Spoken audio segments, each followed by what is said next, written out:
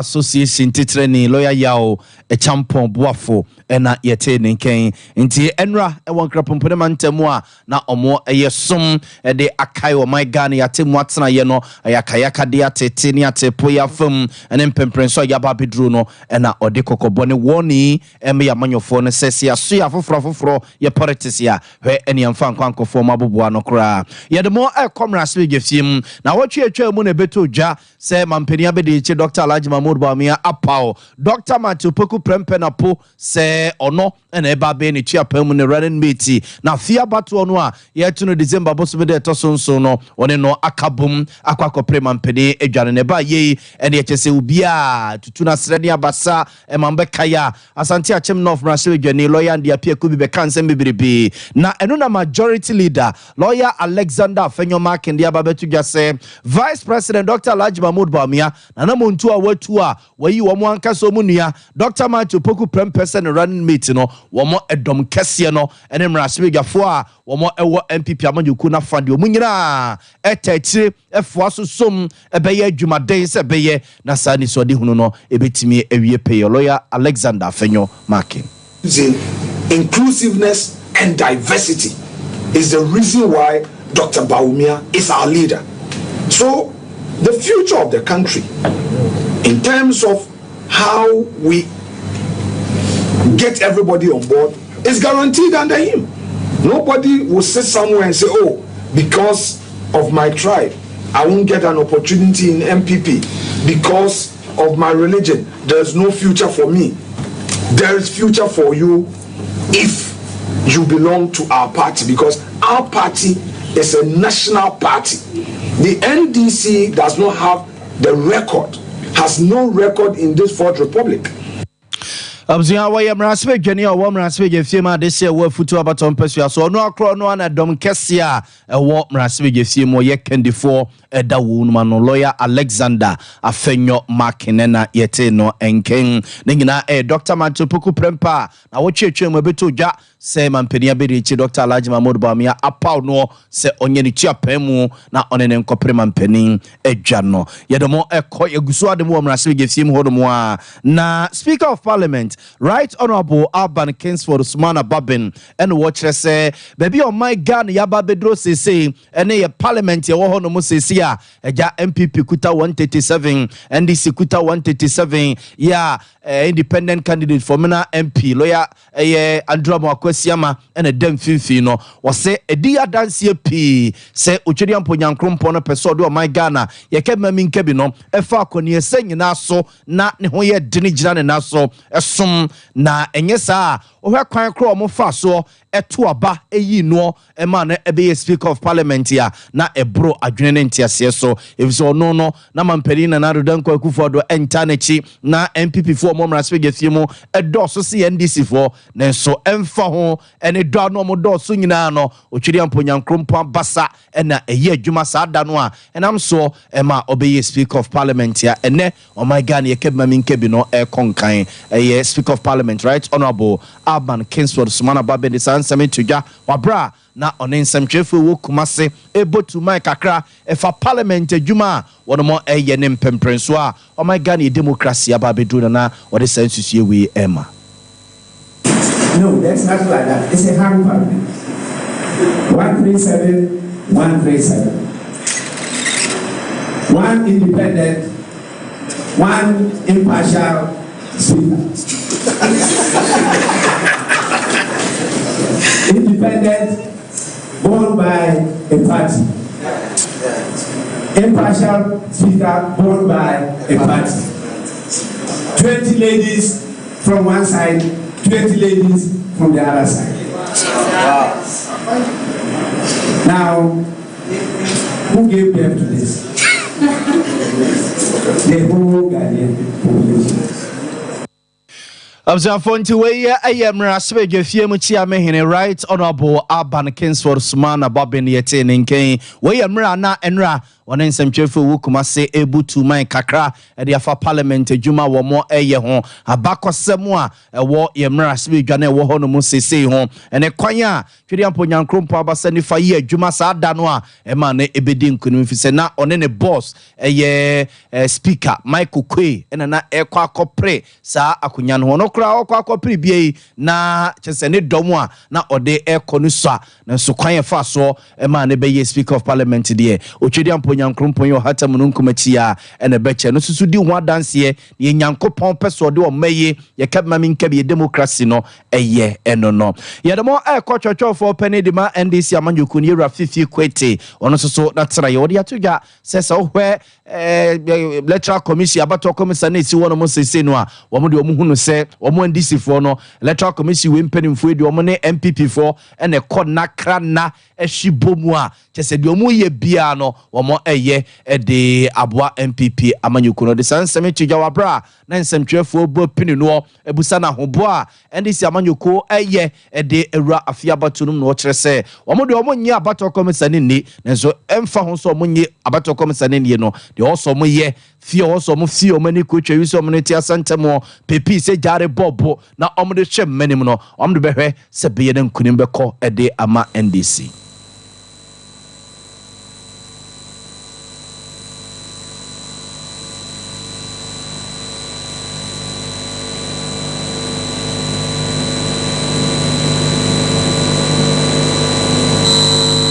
It's a relationship that I would say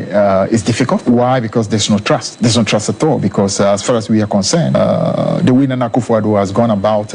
business with the Electoral Commission, that is not how you govern a country. I mean, we've been in this country since 1992. We've not seen a situation where you have, for example, people who clearly align to a particular political party, not just even in a very covert manner, but clearly open alignment to political parties, are the commissioners who are supposed to be in charge of an election. That's unfortunately is what we have at the moment. For example, one of the recent appointment was to take somebody who is known as I think he works with either the NPP election directorate and also is a communicator at NPP in the Brong-Ahafo region, who happens to be one of the commissioners. You have, for example, Bossman, who is actually known as a true NPP man, who even came out in his own pronouncement declaring that NDC absolutely is a danger to Ghana's democracy. Now, if you have people like that who are supposed to be in charge of the elections of a country, people who clearly have a business to ensure that the NPP wins power, you obviously cannot afford to trust them. Clearly, we do not. Kodeo can say what Kodeo wants.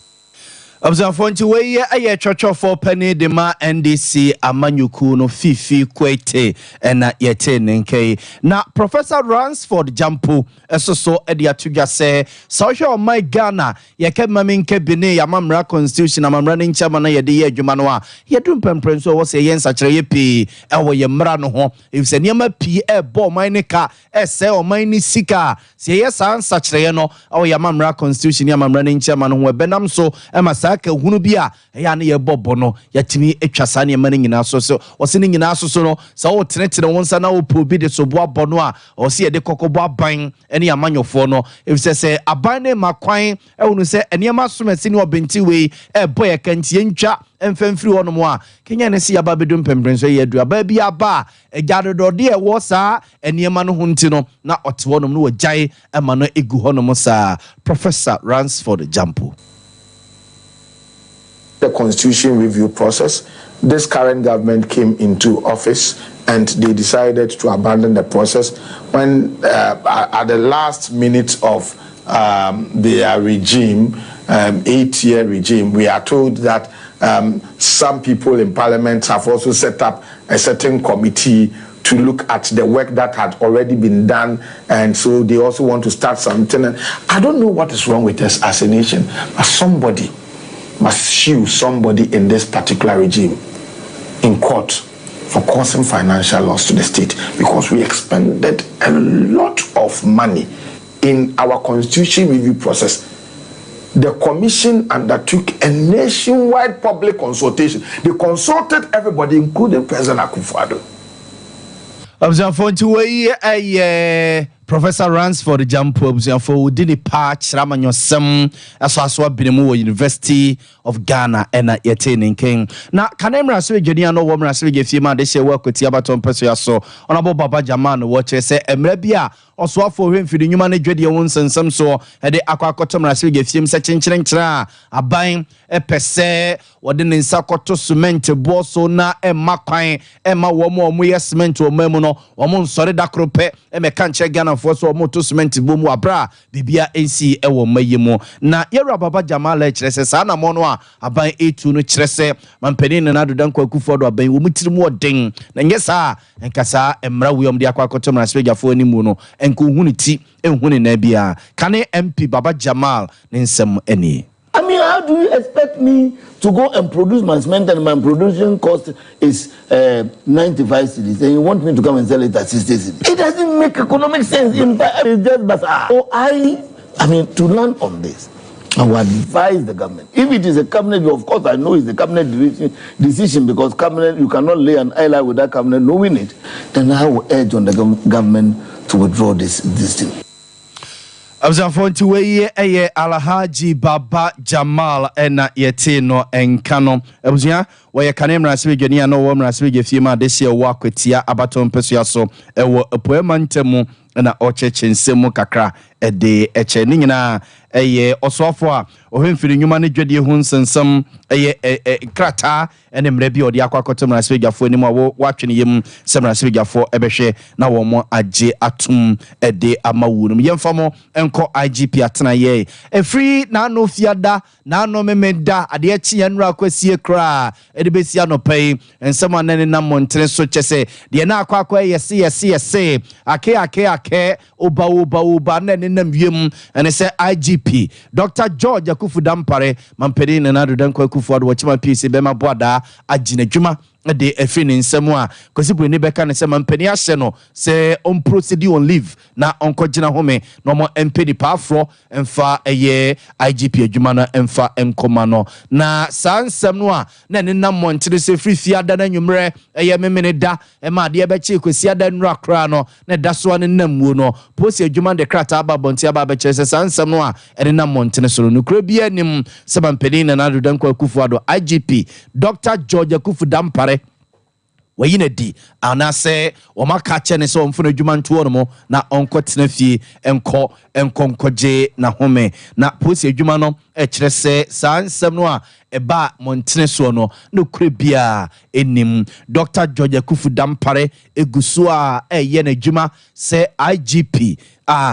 woshe ma tentene nen tutie bia woso mo ye titiru ene afi akwakwa ya batu afia wose omo eye nhyehyeye eyire bambum emia bambum ehwema bano ye boboy ho akwakoto na chese bibia aye kama no abusanfo womo eguso a wono mo eye nti sansam no a yese ne nam wiem chenchire IGP ya pam no ya gire dwuma ede efri ne nsam wo no abusan we aye posi adwuma na krata omo ede ababonten se IGP eguso a woye na adwuma ya mampenin mi se untu anamo bia enye adwuma na mfemfiri ne nsam a oguso aye na adwuma nti we aye krata aye Grace Ansa Akrufi ASP Grace Ansa Akrufi na ode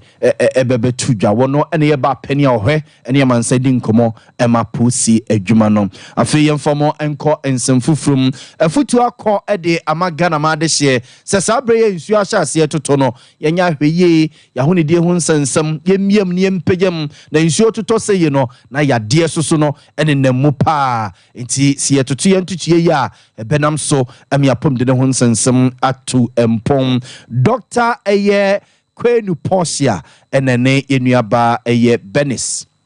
edi sankomoy ti de ahye nkran krakese se be ye cleaning wa around ne se nsuo tota na efin konkot ni ade ede da around no ntumtum betimi apai wom ti se ya no hwa most cases aiba malaria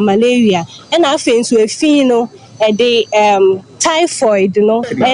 any gastroenteritis no so no obi ne yemu hwie na ofeka ho ne ade nti we nyina beboa nti wo fia na wahye wo surroundings na we yi ho kama se de be ye beboa ukotu